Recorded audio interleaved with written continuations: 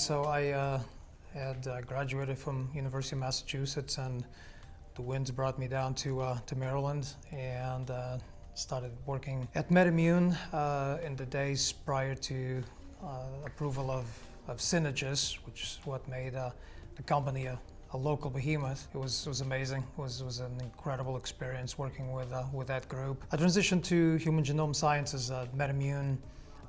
Had to grow into a company that now had to look at profits and sales, and so backfilling the research pipeline was a little slow, as would have been expected, and I was a research guy, wanted to remain a research at the bench kind of person, and human genome offers that opportunity, and so I jumped and continued to be part of teams that developed life-saving immunotherapeutics, and it continued to be a great experience. Then I actually co-founded a small biotech company by the name Biofactura that is still in operation up in Frederick, and so that was the end of my career working for companies before forming my own.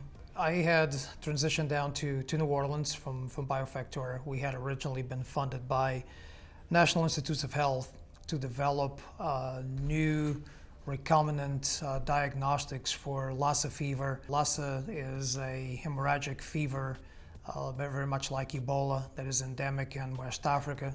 Has been recognized as having pandemic potential, but very little had been done in terms of bringing countermeasures online since its discovery about 40 years ago. I transitioned to New Orleans and worked with a great team at Tulane University to accomplish those tasks, and the program expanded, and we came upon opportunities to develop immunotherapeutics, which, as I had just mentioned, with MedImmune and human genome sciences, was the core of my early career, and Zalgen Labs was formed around that principle to take the possibility of developing new age, first-in-class therapeutics for Lassa fever and pushing them forward through the development pipeline.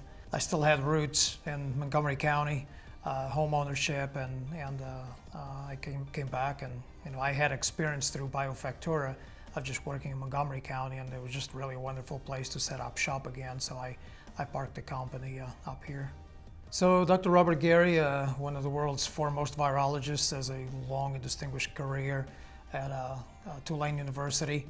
He worked on HIV and many other viruses throughout the years until in 2004 we fortuitously crossed paths and formed a small consortium to go after this very nasty virus that was out there, pretty much unknown to the community at large, but with great potential to be incredibly disruptive. And we started working together, and then in 2011, actually, we decided to apply for some federal funding that was best sought under the umbrella of a corporate entity, and that's when we formed Zalgen Labs. And when we obtained the funding, then we launched the company. So an unbelievable asset to have in a company, given his long-term presence in the field, and certainly very rooted at the National Institutes of Health.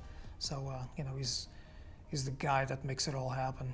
Since 2013, we have done a significant amount of work that has permitted the formulation of a cocktail of antibodies that so far have shown to be highly protective up to non-human primate models, so in monkeys. We are about to publish a seminal study that is going to change the field and show that antibodies can be a very effective and safe therapeutic candidate for Lassa fever. Other milestones, of course, in 2014, we had the Ebola outbreak in West Africa that landed pretty much what we call our backyard. We had been doing a lot of work in Canema, Sierra Leone, and that was one of the areas most affected by the outbreak. So almost by default, we became involved in the Ebola business as well.